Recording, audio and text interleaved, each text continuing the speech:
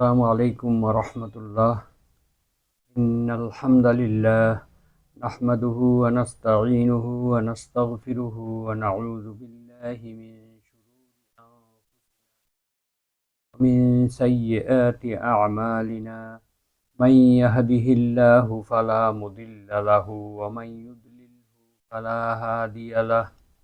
ওয়া আশহাদু আন লা ইলাহা ইল্লাল্লাহু ওয়াহদাহু লা শারীকা লাহু وأشهد أن محمدا عبده ورسوله. يا أيها الذين آمنوا اتقوا الله حق تقاته ولا تموتن إلا وأنتم مسلمون. يا أيها الناس اتقوا ربكم الذي خلقكم من نفس واحدة وخلق منها زوجها وبث منهما رجالا كثيرا ونساء واتقوا الله الذي تساءلون به والأرحام إن الله كان عليكم رقيبا. يا أيها الذين آمنوا اتقوا الله وقولوا قولا سديدا يصلح لكم أعمالكم ويغفر لكم ذنوبكم ومن يطع الله ورسوله فقد فاز فوزا عظيما. أما بعد فإن خير الحديث كتاب الله وخير الهدي هدي محمد وشر الأمور محدثاتها وكل محدثة بدعة وكل بدعة ضلالة وكل ضلالة في النار. اللهم صل على محمد وعلى آل محمد كما صليت على إبراهيم وعلى آل إبراهيم إنك حميد مجيد. اللهم بارك على محمد وعلى آل محمد كما باركت على إبراهيم وعلى آل إبراهيم إنك حميد مجيد. সম্মানিত দর্শক শ্রোতা মুসলিম ভাই ও বোনেরা, আমরা মহাগ্রন্থ আল কোরআনের তাফসির বর্ণনা অনুষ্ঠানের আজকে সপ্তম পর্ব নিয়ে উপস্থিত হয়েছি। আজকের সপ্তম পর্বে সূরা ফাতিহার চতুর্থ আয়াতের তাফসির বর্ণনা করব ইনশাআল্লাহ। সুবহানাকা লা ইলমা লানা ইল্লা মা আল্লামতানা। ফেরেশতাদের ভাষায় বলতে হয় যে আল্লাহ, তোমার পবিত্রতা বর্ণনা করছি, আমাদের কোনো জ্ঞান নেই, তুমি যতটুকু আমাদেরকে শিক্ষা দিয়েছ তার চাইতে বেশি আমাদের কোনো জ্ঞান নেই। তো আজকে পবিত্র সূরা ফাতিহার চতুর্থ আয়াত নিয়ে আলোচনা করব। আসলে সূরা ফাতিহাটি বলতে গেলে একটি অভিনন্দন পত্রের মতো, লেটার অফ কনগ্রেচুলেশনস, অর্থাৎ অভিনন্দন পত্র। কোনো প্রতিষ্ঠানে যদি কোনো পরিদর্শন করার জন্য উচ্চপদস্থ কোনো কর্মকর্তা আসেন, তখন আমরা কি করি, একটা অভিনন্দন পত্র রচনা করি। অভিনন্দন পত্রের শুরুতে তার আগমনের প্রশংসা থাকে এবং পরবর্তী পর্বে বিভিন্ন দাবি দাওয়া থাকে। ঠিক তদ্রূপ আল্লাহ তাআলা এখানে প্রথম তিনটি আয়াতে তার প্রশংসা বর্ণনা করার শিক্ষা দিয়েছেন। নিজেই প্রশংসা করে আল্লাহ তাআলা বান্দাদেরকে তা প্রশংসা করার নিয়ম কানুন শিক্ষা দিয়েছেন। চতুর্থ আয়াতটি হচ্ছে বান্দা এবং আল্লাহ এবং বান্দার মধ্যে ভাগাভাগি করা হয়েছে। আমরা আগেই আলোচনা করেছিলাম যে সূরা ফাতিহা সম্বন্ধে হাদিসে কুদসির মধ্যে আল্লাহ তাআলা বলেছেন, কাসামতু হাযিহি সূরাতা বাইনি ওয়া বাইনা আবদি নিসফাইন। আমি এই সূরা ফাতিহাকে আমার মধ্যে এবং আমার বান্দার মধ্যে অর্ধেক অর্ধেক ভাগ করে নিয়েছি। ওয়ালি আবদি মা সাআলা, আমার বান্দা যা চায় সে তাই পাবে। তাহলে এইখানে দেখা যাচ্ছে যে প্রথম তিনটি আয়াতে আল্লাহ তাআলা তার গুণাবলী, তার ক্ষমতা এবং তার কার্যাবলী বিষয়ক গুণাবলীগুলো বর্ণনা করেছেন, কিন্তু চতুর্থ আয়াতে এসে এখানে আয়াতের অর্ধেকে বলা হয়েছে ইয়াকা না'বুদু, নিশ্চয়ই আমরা তোমারই ইবাদত করি, ওয়া ইয়াকা নাস্তাঈনু, এবং একমাত্র তোমারই কাছে আমরা সাহায্য চাই। তাহলে প্রথম অংশে আল্লাহর ইবাদত তথা আল্লাহর প্রশংসামূলক বাক্য, আর দ্বিতীয় ভাগে আল্লাহর কাছে প্রার্থনা করা হয়েছে। তাহলে এই যে এই আয়াতটি বান্দা এবং আল্লাহর মধ্যে অর্ধেক অর্ধেক ভাগ করা হয়েছে। তো এখানে ইয়াকা না'বুদু ওয়া ইয়াকা নাস্তাঈন, এই বাক্যটি মূলত এরকম ছিল, না'বুদুকা ওয়া নাস্তাঈনুকা, অর্থাৎ আমরা তোমারই ইবাদত করি, তোমারই সাহায্য চাই। কিন্তু এখানে আরবি ব্যাকরণ অনুযায়ী যেই শব্দটি পরে ব্যবহৃত হবে সেটা যদি পূর্বে আনা হয়, তাহলে এটা এক খুসুসিয়ত বা একটি বিশেষত্বের অর্থ প্রদান করে। যেহেতু এই না'বুদু কা ছিল, এটা তোমার ইবাদত করি আমরা, কিন্তু এখন সেই কর্মপদ বা অবজেক্টকে পূর্বে নেওয়া হয়েছে, ইয়াকা না'বুদু। তাহলে এখানে এমন একটি বিশেষত্বের অর্থ প্রদান করতেছে এটা, যে এর দ্বারা আপনার এখানে তৃতীয় পক্ষের প্রবেশ নিষিদ্ধ ঘোষণা করা হয়েছে। অর্থাৎ একমাত্র, ইয়াকা শব্দের অর্থ হলো একমাত্র তোমারই, একমাত্র তোমারই কি করি, না আবুদু, আমরা ইবাদত করি। তাহলে একমাত্র তোমারই বলে এখানে সকলের প্রবেশ নিষিদ্ধ করা হয়েছে, অর্থাৎ শিরকের পথ বন্ধ করা হয়েছে। তারপরে ওয়াইয়াকা নাস্তাঈনু, এবং একমাত্র তোমারই কাছে নাস্তাঈনু, আমরা সাহায্য চাই। এখানে সাহায্য চাওয়ার ক্ষেত্রেও অন্য পক্ষের প্রবেশাধিকার নিষিদ্ধ করা হয়েছে। সাহায্য চাওয়ার ক্ষেত্রেও শিরক হয়ে থাকে, ইবাদত করার ক্ষেত্রেও শিরক হয়ে থাকে, তাই এখানে শিরকের পথ বন্ধ করা হয়েছে। এবারে আসি আমরা, না'বুদু শব্দটি ইবাদত থেকে এসেছে, এটি একটি ক্রিয়াপদ, অর্থাৎ আমরা ইবাদত করি। এটার মূল অক্ষর হলো আইন বা দাল, আবদ। তো এর ইবাদত শব্দের অর্থ হলো আযিল্লাতু, অবনতি স্বীকার করা, দলিত মথিত হওয়ার জন্য প্রস্তুত থাকা, নীচতা, হীনতা, আনুগত্য, মেনে চলা, সেবা করা ইত্যাদি অর্থ বলা যায়। আরবিতে বলা হয় কোনো রাস্তা যখন খুব বেশি রাফ হয়ে যায়, রাস্তাটি যদি খুব চলাচলের অযোগ্য হয়ে যায়, বেশি ভাঙাচোরা হয়ে যায়, তখন বলা হয় তরিকুম মুআব্বাদ, অর্থাৎ খুবই চলাচলের অযোগ্য রাস্তা। কোনো উট যদি দুর্বল হয়ে যায়, রোগাক্রান্ত হয়ে যায়, চলাচল করতে পারে না, তখন বলা হয় বাঈরুম মুআব্বাদ, অর্থাৎ এটি চলাচলের অযোগ্য একটি দুর্বল একটি উট।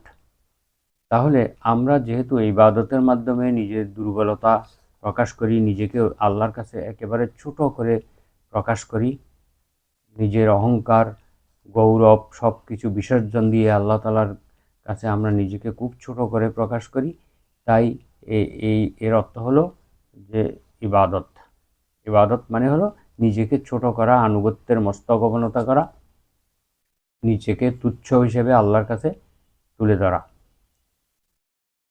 আল্লাহর সন্তুষ্টি লাভের জন্য অতিমাত্রায় কাকুতি মিনতি এবং পূর্ণ নম্রতা প্রকাশ করাকে ইবাদত বলা হয়। ইসলামী পরিভাষায় আল্লাহর রেজামন্দি লাভের জন্য অতিমাত্রায় কাকুতি মিনতি এবং পূর্ণ ভালোবাসা নিয়ে আল্লাহর প্রতি পূর্ণ নম্রতা প্রকাশ করাকে ইবাদত বলা হয়। আল্লামা ইবনে কাসির তার তফসির গ্রন্থে বলেছেন, শরীয়তের পূর্ণ ভালোবাসা, বিনয় ও ভয়ভীতির সমষ্টির নাম হচ্ছে ইবাদত। যার মধ্যে আল্লাহর দেওয়া দ্বীনের বা শরীয়তের প্রতি পূর্ণ ভালোবাসা থাকবে, বিশ্বাস থাকবে, এবং অত্যন্ত বিনয় এবং ভয়ভীতির নিয়ে আল্লাহর আনুগত্য প্রকাশ করা হবে, তাহলেই তাকে ইবাদত বলা হবে। তো আরবিতে মাজমুউল ফাতোয়া নামক গ্রন্থে ইবাদতের একটি সংজ্ঞা প্রদান করা হয়েছে, ইসমুন জামিউন লিকুল্লি মা ইউহিব্বুহুল্লাহু ওয়া ইয়ারদাহু মিনাল আকওয়ালি ওয়াল আফআলি যাহিরাতি ওয়াল বাতিনা।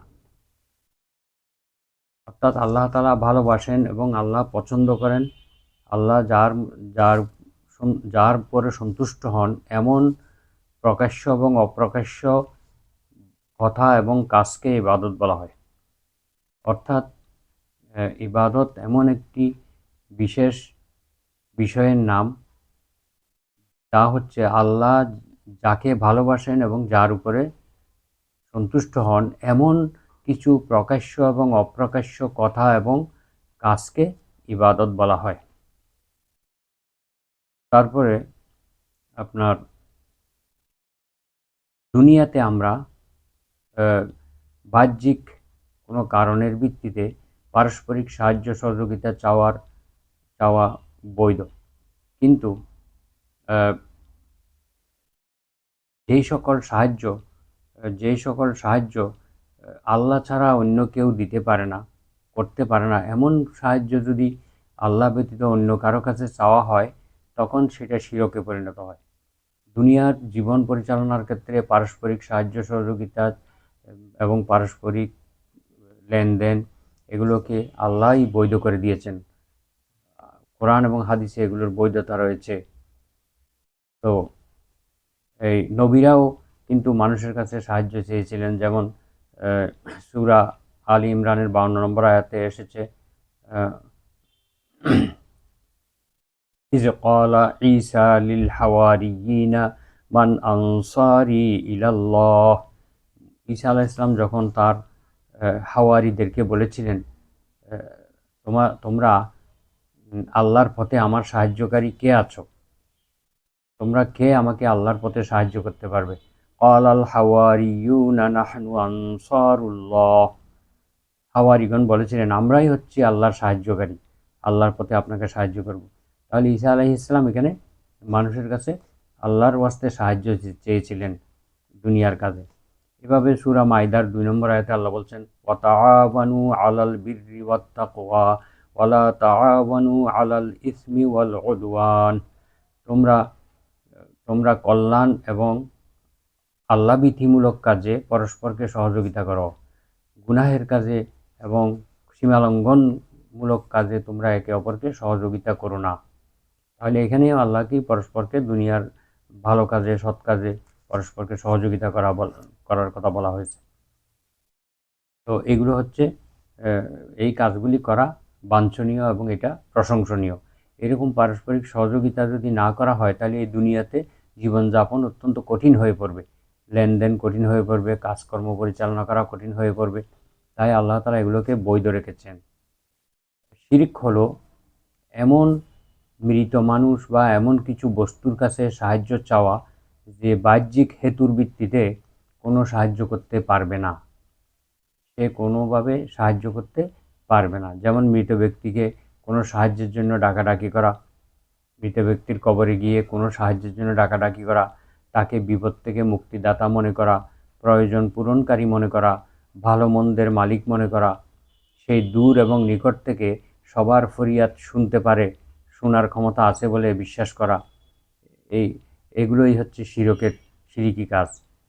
কারণ সেই জীবিত ব্যক্তি একে অপরকে সাহায্য করতে পারে, লেনদেন করতে পারে, কিন্তু মৃত ব্যক্তি এটা কোনোভাবেই এই লেনদেন করা এবং সাহায্য করা সম্ভব নয়। সুতরাং এমন এক ব্যক্তির কাছে সাহায্য চাওয়া এটাই হচ্ছে শিরক।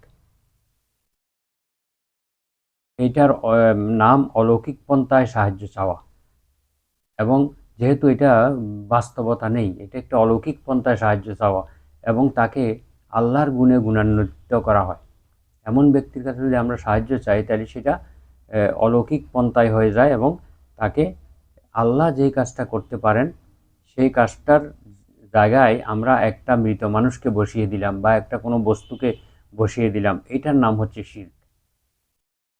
বর্তমানে মুসলিম দেশগুলোতে বিভিন্ন আল্লাহর প্রিয় বান্দাদের মহব্বতের নামে এগুলো ব্যাপকভাবে চলমান রয়েছে।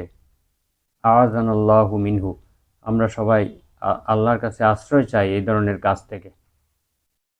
আমরা দেখেছি যে এই কাজগুলি বিভিন্ন নবীগণ আল্লাহর কাছে দোয়া করে শিক্ষা দিয়ে গেছেন আমাদেরকে। যেমন ইয়াকুব আলাইহিস সালাম পুত্র শোকে তিনি কাতর হয়ে আল্লাহর কাছে বলেছিলেন, ইন্নামা আশকু বাত্তি ওয়া হুজনি ইলাল্লাহ। আমার সমস্ত দুঃখ পেরেশানি সব কিছু আমি আল্লাহর কাছে পেশ করছি। ইউনুস আলাইহিস সালাম মাছের পেটে গভীর অন্ধকারে সমুদ্রের গভীর থেকে আল্লাহর কাছে সাহায্য চেয়েছিলেন। সুবহানাকা লা ইলাহা ইল্লা আনতা সুবহানাকা ইন্নী কুনতু মিনাজ জালিমিন। হে আল্লাহ, তুমি ছাড়া আর কোনো প্রকৃত উপাস্য নেই, আমি তো নিজের উপর নিজে জুলুম করেছি। তাই এইভাবে আল্লাহ তার উত্তর দিয়ে দিয়েছিলেন, ফাস্তাজাবনা লাহু ওয়া নাজ্জাইনাহু মিনাল গাম্মি ওয়া কাযালিকা নুনজিল মুমিনিন। আমি তার উত্তম জবাব দিয়েছিলাম এবং তাকে উদ্ধার করেছিলাম। এভাবে আমি মুমিনদেরকে সহযোগিতা করে থাকি।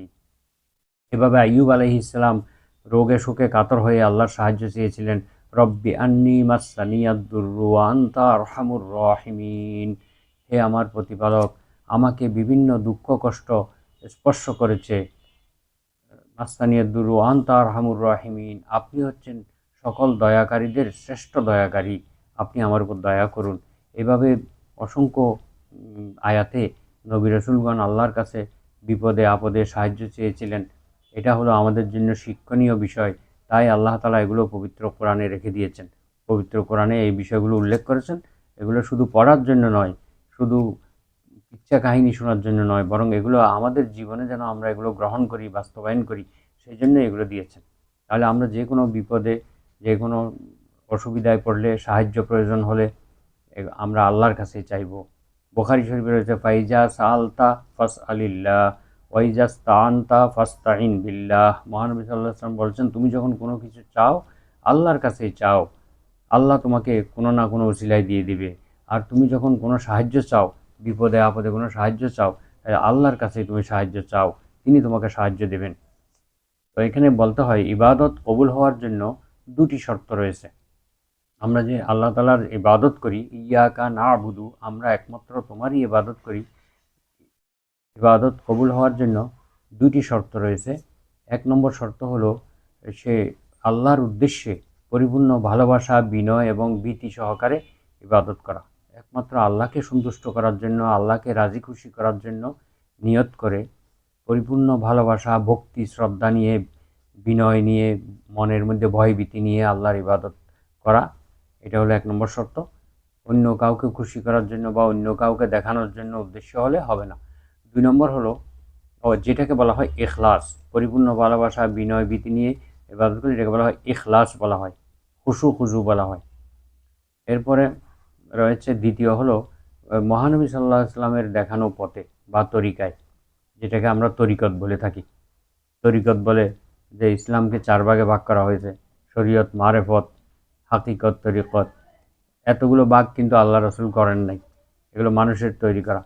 আসলে তরিকা বলতে মহানবী সাল্লাল্লাহু আলাইহি ওয়াসাল্লামের দেখানোর পথকেই তরিকত বলা হয়। এটা কোনো আলাদা কোনো জিনিস নয়, এটা ইসলামের ভিতরেই অন্তর্ভুক্ত। তো এই আল্লাহর রাসূল যেভাবে আল্লাহর ইবাদত করেছেন এবং করতে শিক্ষা দিয়েছেন, ঠিক সেইভাবেই তার ইবাদত করা। অন্য কোনো পন্থায় যদি ইবাদত করা হয়, তাহলে সেই ইবাদত কখনোই গ্রহণযোগ্য হবে না, আল্লাহ তাআলার কাছে গ্রহণযোগ্য হবে না।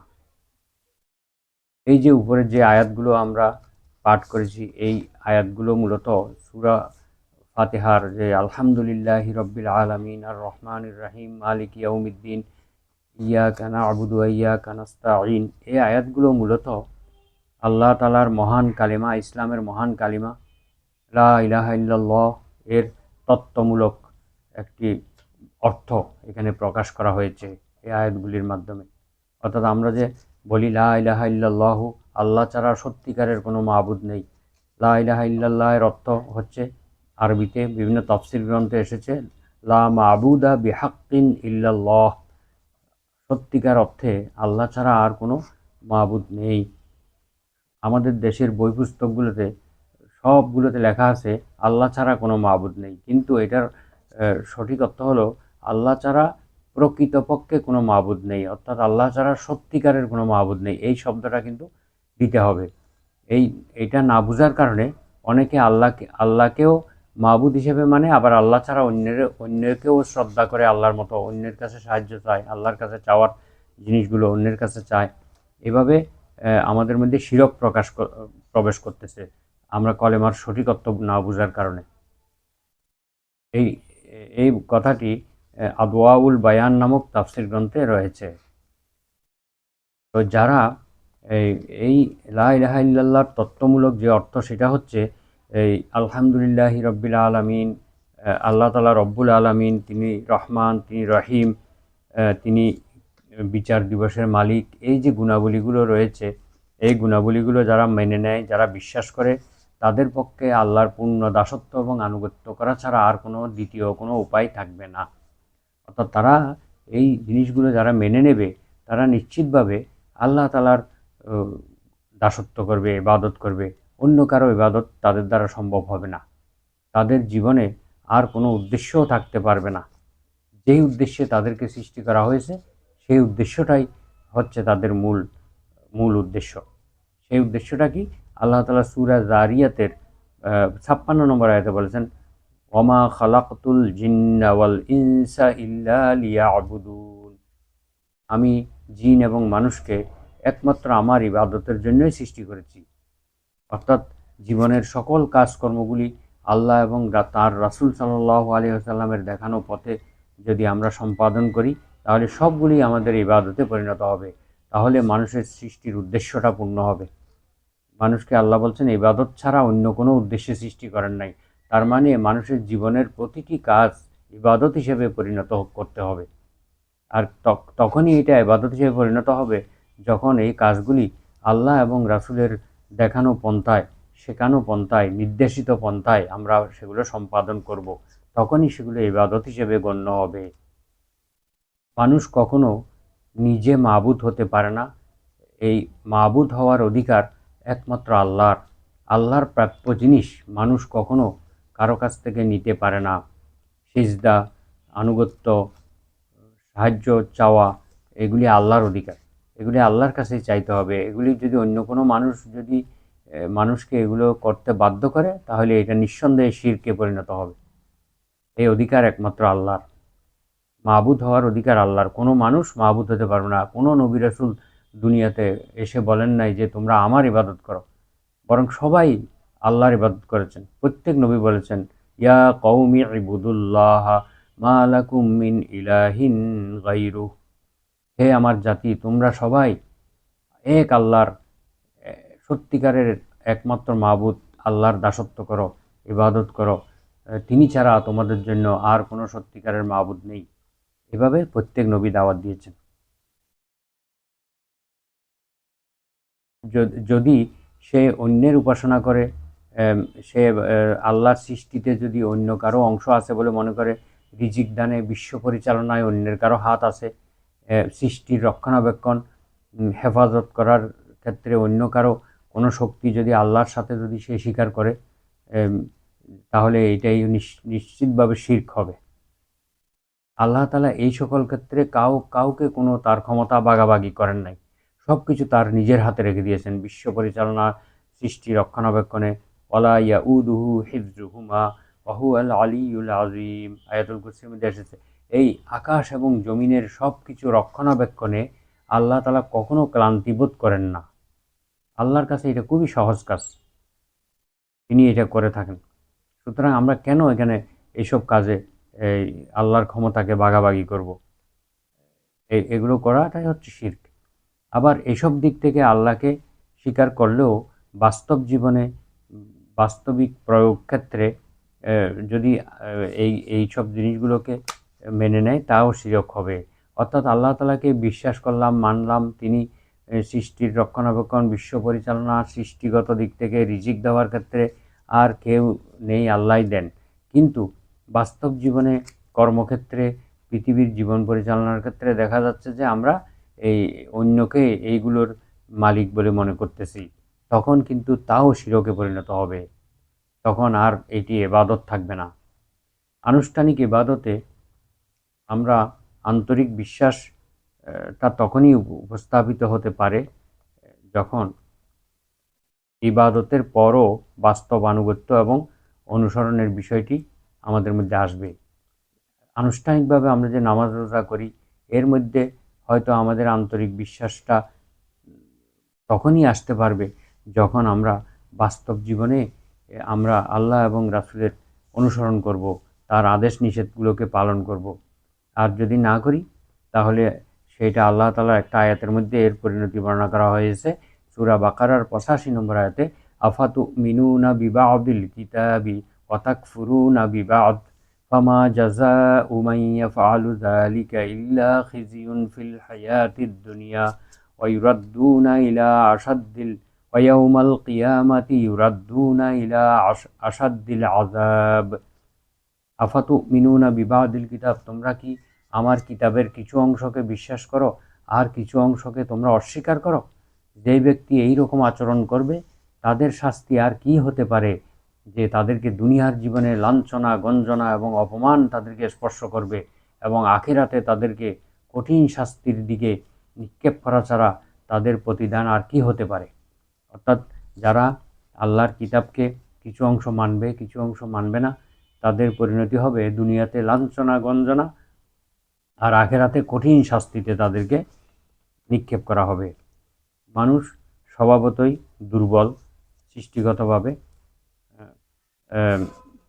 খুলিকাল ইনসানু দাঈফা, মানুষকে খুবই দুর্বল অসহায় অবস্থায় সৃষ্টি করা হয়েছে।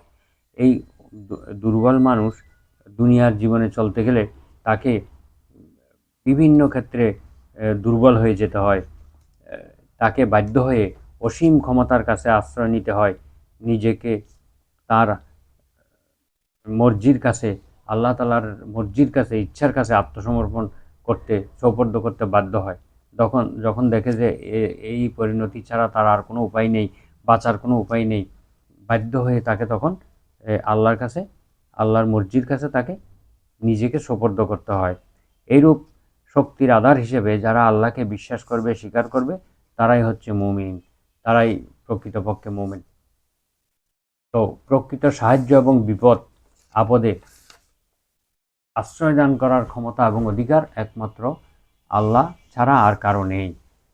আমরা এই ইয়াকা না'বুদু ওয়া ইয়াকা নাস্তাঈন, আমরা তোমারই ইবাদত করি, একমাত্র তোমারই কাছে সাহায্য চাই, এই কথা দ্বারা আমরা ঘোষণা দেই যে এই দুনিয়ার যেখানে যেখানে আল্লাহ ছাড়া বিভিন্ন সাহায্যকারী এবং আশ্রয়দাতা সেজে যারা বসে আছে, দাঁড়িয়ে আছে, বিভিন্ন জায়গায় জায়গায় বসে আছে, তাদের সবাই মিথ্যাবাদী, ধোঁকা এবং তারা প্রতারক। এটাই আমরা সাক্ষ্য দিচ্ছি, মানে প্রমাণ দিচ্ছি যে আমরা একমাত্র তোমার ইবাদত করি, তোমার কাছে সাহায্য চাই। দুনিয়াতে যারা নিজেদেরকে সাহায্যকারী হিসেবে প্রকাশ করতেছে, আশ্রয়দাতা হিসেবে নিজের দিকে মানুষকে টানতেছে, এরা সবাই মিথ্যাবাদী, প্রতারক এবং ধোঁকাবাজ হিসেবে আমরা সাক্ষ্য দিচ্ছি এই কথা বলার মাধ্যমে। আর যেসব লোক আল্লাহকে ত্যাগ করে অপর কোনো সত্তার নিকট সাহায্যের আশায় তাদের পদতলে মাথা ঠেকাচ্ছে, তাদের কাছে লুটিয়ে পড়তেছে, তারা অবশ্যই ভ্রান্ত এবং পথভ্রষ্ট, এই কথাও আমরা সাক্ষ্য দিচ্ছি ইয়াকা না'বুদু বলার মাধ্যমে। আল্লাহর সাহায্য ব্যতীত আমরা আরও সাক্ষ্য দিচ্ছি আল্লাহর সাহায্য ব্যতীত শয়তানের কবল থেকে রক্ষা পাওয়ার আমাদের কোনো উপায় নেই, এবং এমনকি সঠিকভাবে যথাসময়ে ইবাদত বন্দেগী পালন করা, এটাও আল্লাহর প্রদত্ত ক্ষমতা ছাড়া কখনো আমাদের পক্ষে সম্ভব হবে না। এছাড়া আমাদের নফসের ধোঁকা থেকেও বেঁচে থাকা আমাদের পক্ষে সম্ভব হবে না আল্লাহর সাহায্য ছাড়া। এই কথাটা ইয়াকা নাস্তাঈন বলে আমরা এই কথাটাই স্বীকৃতি দিচ্ছি। মাদারিজুস সালিকিন নামক একটি গ্রন্থে এই আল্লাহর ইবাদতকারী এবং আল্লাহর কাছে সাহায্য গ্রহণের ক্ষেত্রে মানুষ, সারা পৃথিবীর মানুষগুলো 4 ভাগে বিভক্ত হয়ে গিয়েছে। এই গ্রন্থে উল্লেখ রয়েছে, এক নম্বর হচ্ছে যারা আল্লাহর ইবাদত করে এবং আল্লাহর কাছে সাহায্য চায়, একমাত্র আল্লাহর কাছে সাহায্য চায়, একমাত্র আল্লাহর ইবাদত করে, তারা হচ্ছে সত্যিকারের মোমেন। দ্বিতীয় দল হচ্ছে একমাত্র আল্লাহর ইবাদত করে সত্য, কিন্তু আল্লাহর প্রদর্শিত পদ্ধতির সাহায্য গ্রহণ করে না, অন্য কোনো ব্যক্তির বা অন্য কোনো কিছুর পদ্ধতির সাহায্য গ্রহণ করে। যেমন কিছু লোক আছে যে আল্লাহ রাসূল সাল্লাল্লাহু আলাইহি ওয়াসাল্লাম যা যা শিক্ষা দিয়েছেন সেভাবে করেন না, তারা আরও বাড়িয়ে করেন, কমিয়ে করেন, বা আরও নতুন নতুন কিছু আবিষ্কার করেন। এরা হচ্ছে পাপী উম্মত, এরা হলো দ্বিতীয় দল। তৃতীয় দল হলো আল্লাহ ছাড়া অন্য কিছুর ইবাদতও করে থাকে, আবার আল্লাহর কাছে সাহায্য চায়। এরা আল্লাহ ছাড়া অন্য কিছুর ইবাদত করে এবং আবার আল্লাহর কাছে সাহায্য চায়। এরা হচ্ছে আরব দেশের মুশরিকদের মতো। আরবের মুশরিকরা বিভিন্ন মূর্তির পূজা করত, 360টি মূর্তির পূজা করত, আল্লাহ ছাড়া অন্যের ইবাদত করত, কিন্তু বিপদে পড়লে কাবাঘরের দরজায় এসে সবাই সমবেত হতো, কাবাঘরের দরজা ধরে গিলাফ ধরে বিভিন্ন দোয়া করত, আল্লাহর কাছে সাহায্য চাইতো। যেমন একটা ঘটনা, বদরের যুদ্ধের আগে আবু জেহেল কাবাঘরের গিলাফ ধরে দোয়া করতেছিল, আল্লাহুম্মা আইয়ুনা আকতাউলির রেহমে, হে আল্লাহ, আমরা আমাদের দুই দলের মধ্যে যেই দলটি আত্মীয়তার সম্পর্ক ছিন্নকারী আছে, ওয়া আতানা বিমালা না আরিফু, এবং যেই ব্যক্তি আমাদের কাছে এমন একটি ধর্ম নিয়ে এসেছে যেই ধর্ম সম্বন্ধে আমরা কিছুই জানি না, ওয়া আখনিহিল গাদাতা, এই লোকটাকে এদেরকে আপনি আগামীকাল ধ্বংস করে দিন, এই দোয়াটা করছিল।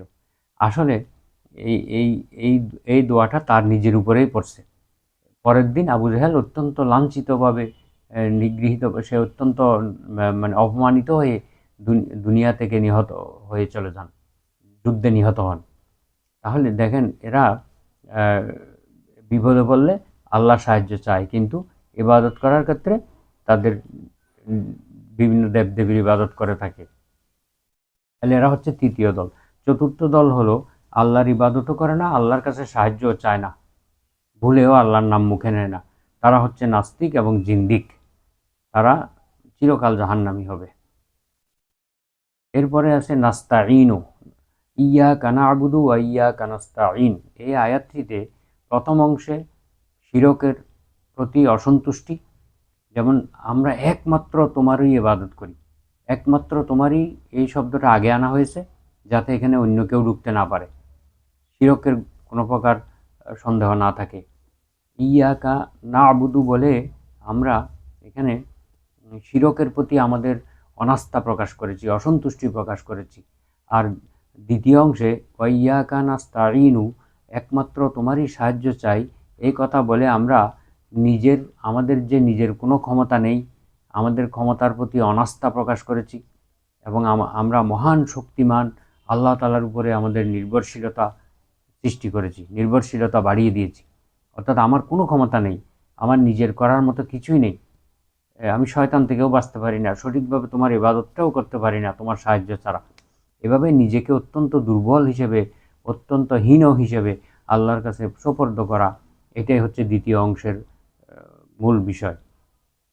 পবিত্র কোরআনে এই ইবাদত সম্পর্কে আল্লাহ তাআলা বলেছেন, ফা'বুদ ওয়া তাওয়াক্কাল আলাইহি ওয়া মা রাব্বুকা বিগাফিলিন আম্মা তা'মালুন।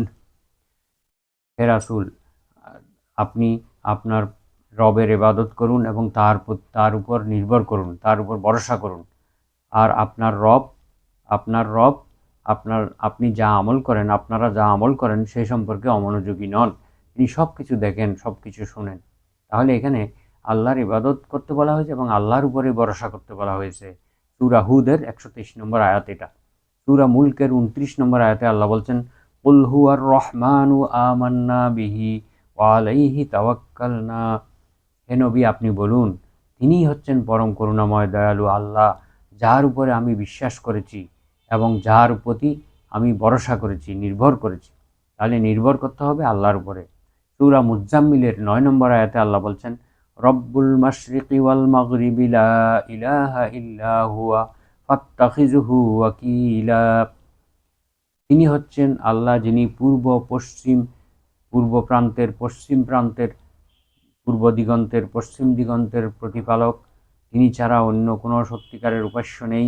ফাত্তাখিযহু ওয়াকিলা, তোমরা তাকেই একমাত্র কর্মবিধায়ক, অভিভাবক হিসেবে গ্রহণ করো। এই আয়াতে ইয়াকা না'বুদু ওয়া ইয়াকা নাস্তাঈন, এই আয়াতে আল্লাহর প্রতি আমরা বান্দা সরাসরি সম্বোধন করেছে, কিন্তু এর পূর্ববর্তী 3টা আয়াতে কিন্তু আল্লাহকে সরাসরি সম্বোধন করেননি। সেখানে বলা হয়েছে আলহামদুলিল্লাহি রব্বিল আলামিন, সমস্ত প্রশংসা বিশ্বজগতের প্রতিপালক আল্লাহর জন্য, যিনি রহমান, যিনি রহিম, যিনি বিচার দিবসের মালিক, এভাবে বলা হয়েছে। কিন্তু চতুর্থ আয়াতে এসে সরাসরি সম্বোধন করা হচ্ছে যে ইয়াকা না'বুদু, হে আল্লাহ, আমরা একমাত্র তোমারই ইবাদত করি, হে আল্লাহ, আমরা একমাত্র তোমারই সাহায্য চাই। তাইলে ওই 3টা আয়াতে সরাসরি আল্লাহকে বলে নাই, আল্লাহ আমরা তোমার প্রশংসা করতেছি, তুমি রহমান রহিম, হে আল্লাহ তুমি কিয়ামত দিবসের মালিক, এইভাবে কিন্তু বলি নাই। এটা এই ৩টা আয়াতে আমরা ইনডাইরেক্টলি বলেছি, আর এখানে এই আয়াতে ডাইরেক্ট বলতেছি, সরাসরি বলতেছি যে আমরা তোমারই ইবাদত করি, তোমার কাছে সাহায্য চাই। তো এই গুণাবলী প্রকাশ করে যেন আল্লাহ তাআলা আমরা আলহামদুলিল্লাহি রাব্বিল আলামিন, আর রহমানির রহিম, মালিক ইয়াউমিদ্দিন এগুলো বলে আল্লাহর এই গুণাবলীগুলো প্রকাশ করে আমরা যেন আল্লাহর সামনে হাজির হলাম। আর আল্লাহর সামনে এই গুণ প্রকাশ করে আমরা হাজির হলাম।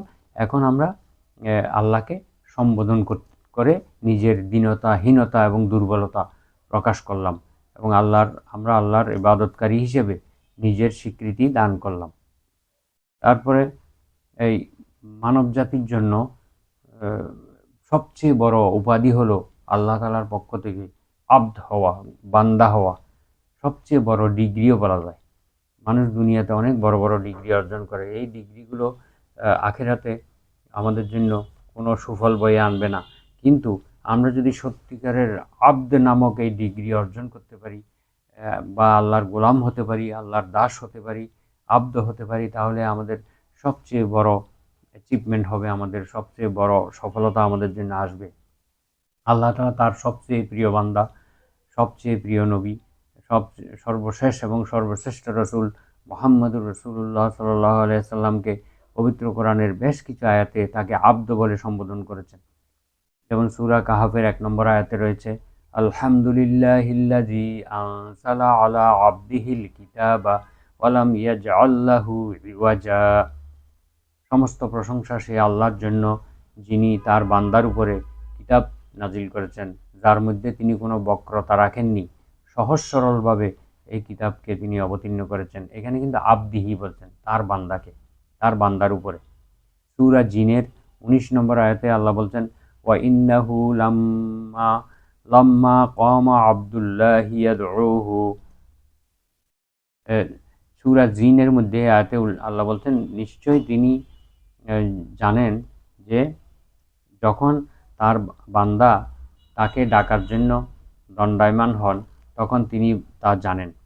অর্থাৎ আল্লাহ তাআলা এখানে মহানবী সাল্লাল্লাহু আলাইহি ওয়াসাল্লামকে আব্দুল্লাহ বলেছেন, আল্লাহর বান্দা বলেছেন। এই যখন তিনি একটি খেজুর বাগানে ফজরের সালাতের জন্য দাঁড়ালেন, তখন জিনেরা চারিদিকে তাকে ঘিরে ফেলেছিল। এটা অনেক লম্বা একটা ঘটনা আছে, অন্য ওই আয়াতে যখন আসবে তখন ইনশাআল্লাহ আমরা এটার ব্যাখ্যা করব। তো এই আল্লাহ তাআলা এইখানেও তার বান্দা বলেছেন। সূরা ইসরা বা সূরা বনী ইসরাঈলের ১ নম্বর আয়াতে বলেছেন, সুবহানাল্লাযী আসরা বিআবদিহি লাইলাম মিনাল মাসজিদিল হারামি ইলাল মাসজিদিল আকসা। যাবতীয় দুর্বলতা, অক্ষমতা থেকে মুক্ত সেই আল্লাহ, যিনি তার বান্দাকে রাতের একাংশে মসজিদে হারাম থেকে মসজিদে আকসা পর্যন্ত ভ্রমণ করিয়েছেন। এখানেও কিন্তু বান্দা বলেছেন। এরপরে ইন কুনতুম ফি রাইবিম মিম্মা নাজ্জালনা আলা আবদিনা ফাতু বিসূরাতিম মিন মিসলি। তোমাদের যদি সন্দেহ হয় আমার বান্দার উপরে আমি যে কোরআন অবতীর্ণ করেছি, এতে যদি সন্দেহ হয়, তাহলে তোমরা কোরআনের অনুরূপ একটি সূরা তোমরা বানিয়ে নিয়ে আসো এবং আল্লাহ ছাড়া যত সাহায্যকারী আছে সবাইকে ডেকে নাও। এখানেও আবদিনা বলছেন, আমাদের বান্দা, আমার বান্দা। এভাবে বান্দা হওয়াটা সবচেয়ে আল্লাহ তাআলার কাছে মানুষের জন্য সবচেয়ে সম্মানের, সবচেয়ে মর্যাদার, আল্লাহর বান্দা হতে পারাটা। কারণ আমাদের বান্দা না হয়ে কোনো উপায় নেই।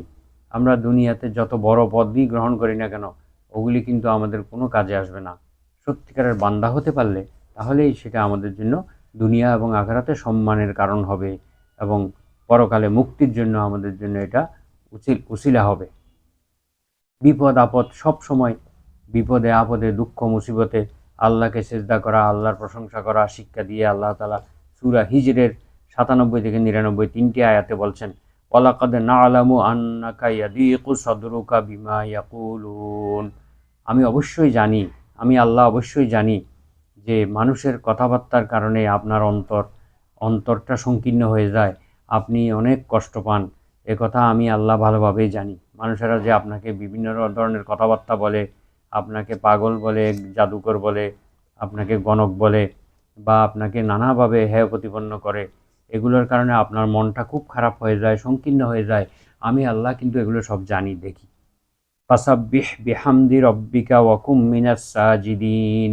এইরকম ক্ষেত্রে আপনি আমার প্রশংসা সহকারে আমার গুণগান করুন, আমার তাসবিহ পাঠ করুন এবং আপনি সিজদাকারীদের অন্তর্ভুক্ত হয়ে যান, অর্থাৎ আপনি সালাতে দাঁড়িয়ে যান, সিজদায় পতিত হয়ে যান। তাহলে কিন্তু আপনার এই দুঃখ কষ্ট দূর হয়ে যাবে। তাহলে এই আয়াত থেকে আমরা শিক্ষা পাই যে আমরা যখন বিপদ আপদ দুঃখ মুসিবত আসবে তখন আল্লাহকে স্মরণ করব, আল্লাহর তাসবিহগুলো পাঠ করব, সুবহানাল্লাহ, আলহামদুলিল্লাহ, লা ইলাহা ইল্লাল্লাহ, আল্লাহু আকবার। এছাড়া আরও অসংখ্য তাসবিহ আছে, সুবহানাল্লাহি ওয়া বিহামদিহি, সুবহানাল্লাহিল আযীম। এগুলো আমরা পাঠ করতে পারি এবং আমরা সরাসরি সালাতে দাঁড়িয়ে যেতে পারি, সেজদা অবনত হতে পারি। তাহলে আমাদের দুঃখ কষ্টগুলো লাঘব হয়ে যাবে। তারপরে আল্লাহ তৃতীয় এর পরের আয়াতে বলছেন, ওয়াবুদ রব্বাকা হাত্তা ইয়াতিয়াকাল ইয়াকিন। কতদিন ইবাদত করতে হবে? 1 বছর, 2 বছর? এটা আল্লাহ বলছেন, ওয়াবুদ রব্বাকা, তুমি তোমার রবের ইবাদত চালিয়ে যাও, হাত্তা ইয়াতিয়াকাল ইয়াকিন, যতক্ষণ না তোমার কাছে মৃত্যু নামক সেই নিশ্চিত বিষয়টি না আসছে। অর্থাৎ নিশ্চিত মৃত্যু আসা পর্যন্ত তুমি তোমার ইবাদত চালিয়ে যাও। তাহলে এই ইবাদত থেকে আমাদের আর কোনো বিরতি নেই।